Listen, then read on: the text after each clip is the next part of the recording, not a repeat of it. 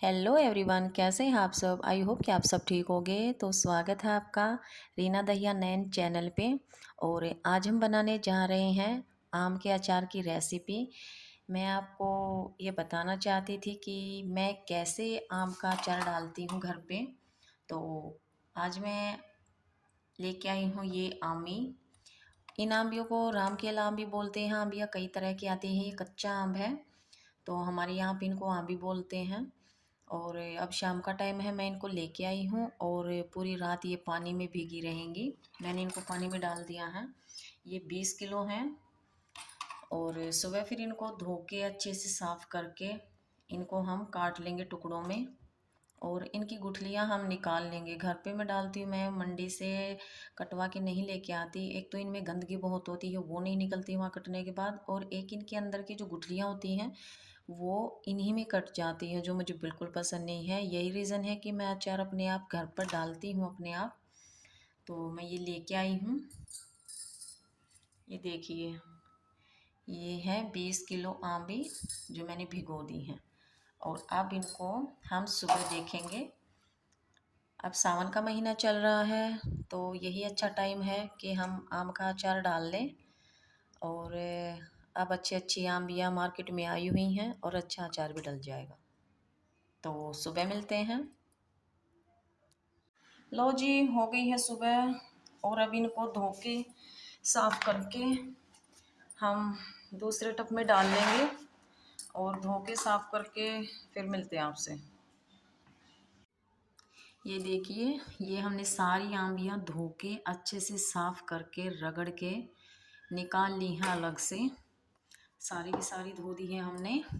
और ये देखिए पानी, कितना गंदा पानी निकला है इनमें से। कितना गंदा, कितनी गंदगी होती है इसमें। जो हम मार्केट से अचार लेके आते हैं सब इसके अंदर ही रह जाता है। कोई भी इसे साफ़ नहीं करता है और गुठलियाँ भी इसके अंदर ही रह जाती हैं। आप खुद ही देख लीजिए कितना गंदा पानी है ये देखिए। और ये हमने सारी आम्बियाँ धो के बिल्कुल अच्छे से साफ़ करके, अब थोड़ी देर में ये अपने आप ही इनका पानी हल्का सा ऐसे सूख जाएगा। तो फिर इनकी कटिंग करेंगे। और ये देखिए, ये इनका पानी सूख गया है। ऊपर से जो गीली थी ये धो के रखी थी हमने, तो ये पानी सूख गया है। अब हम इनकी कटाई करेंगे। इनकी गुठलियाँ अलग और गुद्दा अलग कर लेंगे अब हम। ये भैया अम्बियों की कटाई शुरू हो गई है। ये देखिए, ये इतनी रह गई है और ये कटिंग हो गई इनकी। और हमारी सारी कच्ची आमियाँ कट कर तैयार हैं। ये प्रोसेस हमारा पूरा हुआ। और हमें ऐसे लंबी लंबी ऐसे कट करनी है, ना ज़्यादा पतली ना ज़्यादा मोटी। तो इस हिसाब से हमें कटिंग करनी है इनकी, ये काटनी है। अब हमारा काटने का प्रोसेस पूरा हो चुका है। ये देखिए, सारी बहुत अच्छी तरह से कटी हैं। ये हमने सारी काट ली हैं। और अब हम इनमें नमक और हल्दी डालकर इसमें और इनको दबा देंगे। मतलब इनको ढक के रख देंगे 2 दिन के लिए। तो अब मसाला मिक्स करते हैं, जैसे हल्दी और नमक डाल के। फ़िलहाल हमें नमक और हल्दी ही डालनी है, बाकी इसमें कुछ नहीं डालना है। ये 2 चीज़ें डाल के हमें इसको दबाना है, जैसे इसको कवर करना है बस। बाकी का प्रोसेस बाद में होगा। तो इसमें हम हल्दी और नमक डाल देते हैं। और ये इसमें 20 किलो में से ये सारी गुठलियाँ निकली हैं। ये वेस्टेज है इसका। बाकी इसका गुद्दा हमने अलग कर लिया और ये गुठलियाँ अलग कर ली हैं। अब हम हल्दी और नमक का प्रोसेस करते हैं। और जो आम के अचार में मैं मसाला डालती हूँ, बेसिक से मसाले डालती हूँ मैं, ज़्यादा तामझाम नहीं करती हूँ। जो नॉर्मल हम घर में यूज़ करते हैं सिर्फ वही डालती हूँ। मैं ज़्यादा मसाले यूज़ नहीं करती। तो आपको बता दूँ कि मैं कौन कौन से मसाले इसमें डालती हूँ। ये है साबुत धनिया, और ये है सौंफ, और ये है मेथी दाना,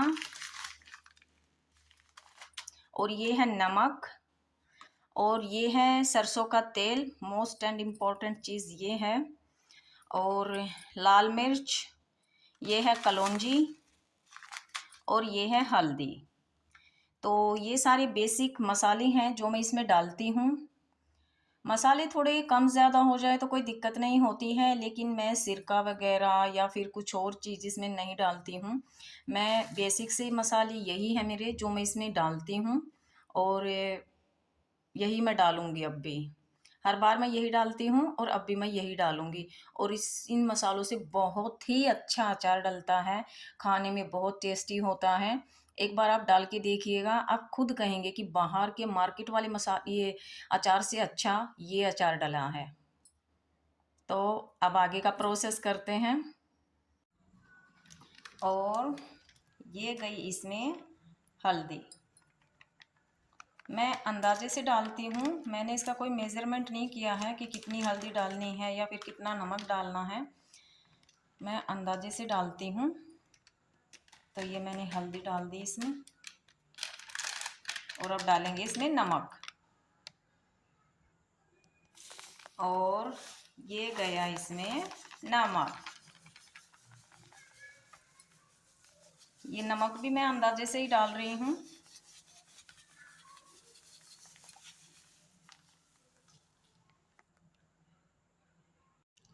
और अब हम इसको करेंगे मिक्स।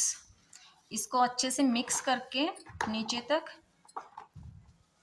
फिर हम इसको ढक देंगे, या तो इसी में ढक देंगे या फिर देखते हैं कोई ऐसा बर्तन होगा तो जिसमें ये सारी आ जाएंगी, तो उस हिसाब से। तो इसको एक बार मिक्स करने के बाद हम आपसे मिलते हैं।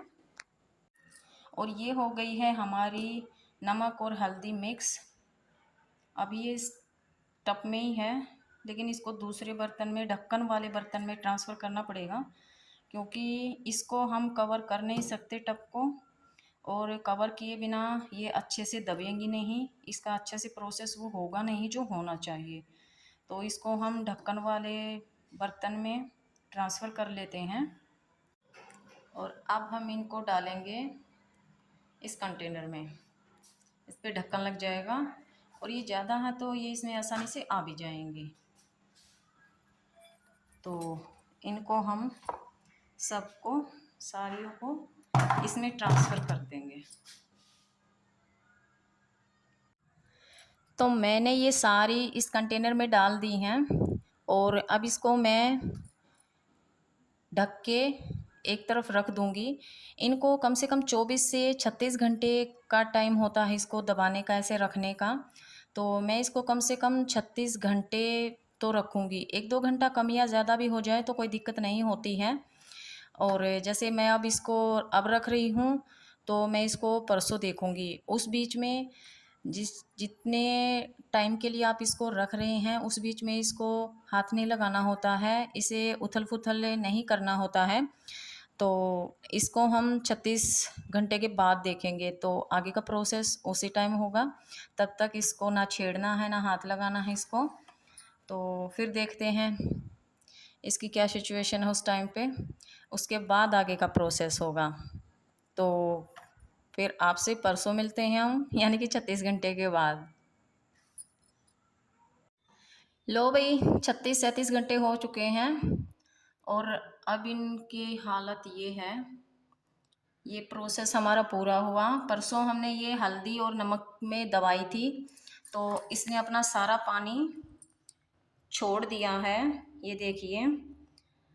अब हम इनको छान लेंगे ताकि ये पानी अलग हो जाए और अम्ब अलग हो जाए। उसके बाद हम आगे का प्रोसेस करते हैं। तो भाई, आम्बिया हो गई ज़्यादा और छलनी रह गई छोटी, जिससे हम इसको छान नहीं पाएंगे उस छोटी छलनी में। तो उसके लिए हमने एक अच्छा सा जुगाड़ ढूंढा है घर में, और वो जुगाड़ है ये। इसको बोलते हैं टोकरा, जो सतूत की डंडियों का बनता है, और ये इतना बड़ा है। इसके नीचे हमने टप रख लिया है ताकि इसका ये पानी फर्श पे नीचे ना गिरे और फर्श गंदा ना हो।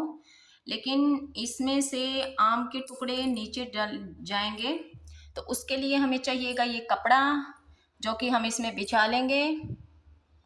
ये हमने टोकरे के ऊपर कपड़ा बिछा दिया है, ये देखिए। अब हम इन सारे आम को इनमें छान लेंगे।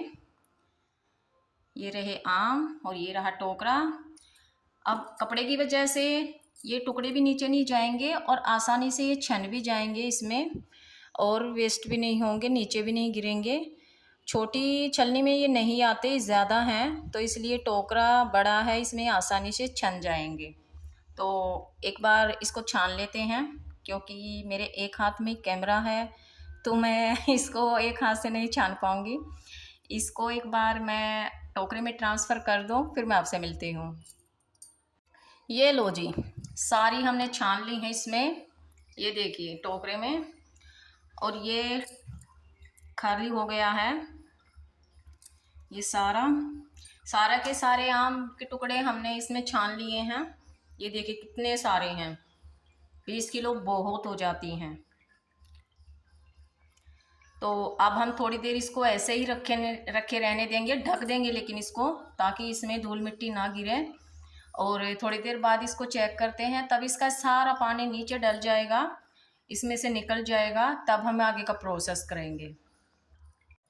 इसका सारा पानी नीचे टब में निकल गया है, देखो सारा का सारा निचड़ गया है। अब हम इनको सुखाएंगे, और इनको हम सुखाएंगे यहाँ पे हम सुखाएंगे, क्योंकि मैं धूप में नहीं सुखाती हूँ, मैं छाया में सुखाती हूँ। मैं पंखे के नीचे सुखाऊंगी इनको 2 दिन के लिए। और नीचे हमने ये पन्नी बिछा दी है, और पन्नी के ऊपर हम कपड़ा बिछाएंगे, एक ये बिछा दिया है, एक और यहाँ पे बिछाएंगे, और फिर उस पर हम सुखाएंगे, और फिर पंखा चला देंगे 2 दिन के लिए। तो एक बार मैं इनको सुखा देती हूँ। और ये हमने सारी सुखा दी हैं।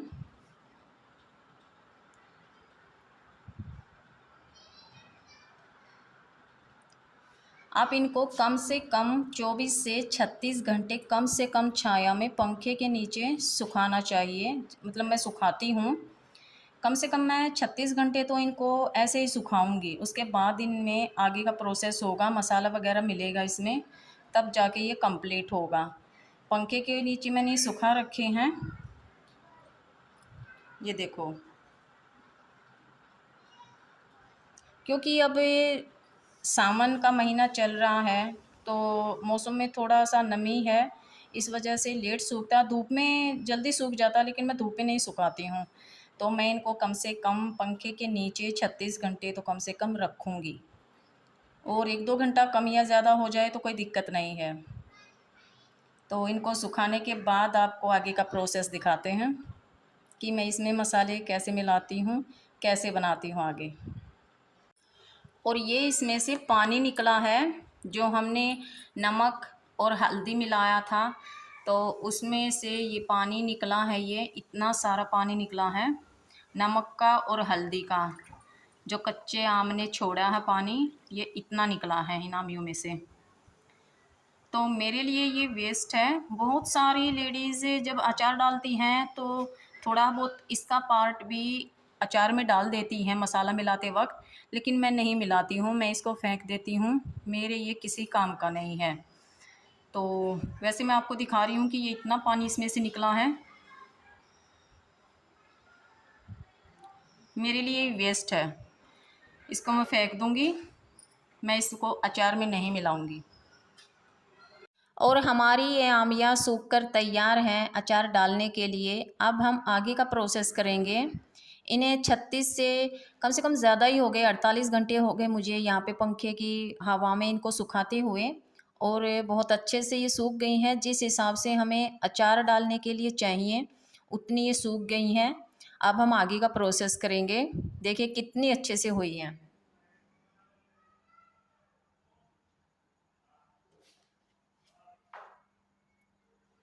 ये देखिए बहुत अच्छी हो रही हैं।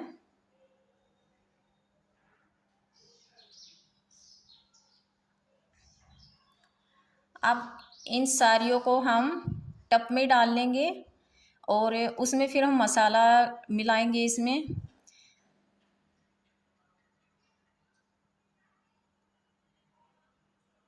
और अब आगे का प्रोसेस हम कर लेते हैं। तो चलिए आगे का प्रोसेस शुरू करते हैं। और ये है हमारा आगे का प्रोसेस। ये है साबुत धनिया और ये है सौंफ, इन दोनों में सौंफ है। इनको हमें मिक्सी जार में डाल के मोटा मोटा दरदरा पीसना है। इन दोनों को बिल्कुल फाइन पाउडर नहीं बनाना है, मोटा मोटा दरदरा पीसना है। और ये पीस के ही डलते हैं अचार में, ये ऐसे साबुत नहीं डल सकते। जैसे कि मेथी दाना हुआ और कलौंजी हुई वो साबुत डलेंगे और ये दोनों मोटा मोटा दरदरा पीस कर डलेंगे। तो इनको एक बार हम पीस लेते हैं मोटा मोटा दरदरा दरदरा। और ये हमने इसको पीस लिया है, ये देखो मोटा मोटा दरदरा पीसा है, बिल्कुल फाइन पाउडर नहीं बनाया है। इस हिसाब से हमें ये पीसना है। तो अब आगे का प्रोसेस शुरू कर देते हैं। ये हम इन सारियों को टप में डाल लेंगे, ये डाल दी हैं। और अब हम इनमें डालेंगे मसाला। अब ये इसमें जाएगा धनिया और सौंफ का पाउडर जो हमने मोटा मोटा दरदरा पीसा था। और अब जाएगी इसमें मेथी, ये मेथी दाना है।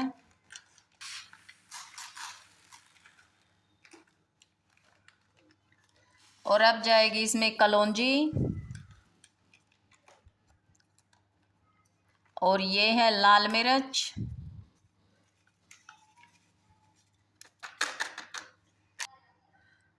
और अब जाएगा इसमें मस्टर्ड ऑयल।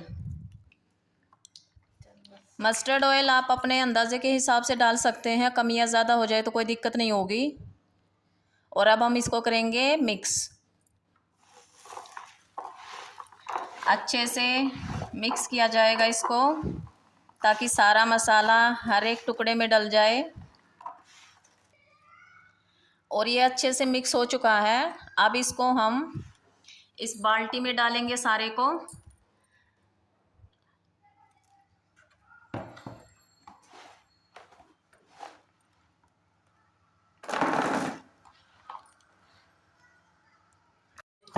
और थोड़ा सा तेल हम इसके ऊपर से डाल देंगे ताकि ये खराब ना हो। और ये हमारा अचार बनकर रेडी है। और हमारा ये अचार महीने 20 दिन में खाने के लायक हो जाएगा, तो हम इसको यूज़ कर सकते हैं। तो मैं ऐसे अपना अचार डालती हूँ, मेरा जो एक्सपीरियंस था मैंने आप सब लोगों के साथ वो शेयर किया। आपको ये कैसा लगा एक बार कमेंट करके ज़रूर बताइएगा। और वीडियो अच्छा लगा हो तो लाइक कीजिए, कमेंट कीजिए, शेयर कीजिए। और चैनल पर नए हैं तो चैनल को सब्सक्राइब कीजिए। तो फिर मिलते हैं एक नए और इंटरेस्टिंग वीडियो के साथ। तब तक के लिए okay everyone, thank you and bye bye.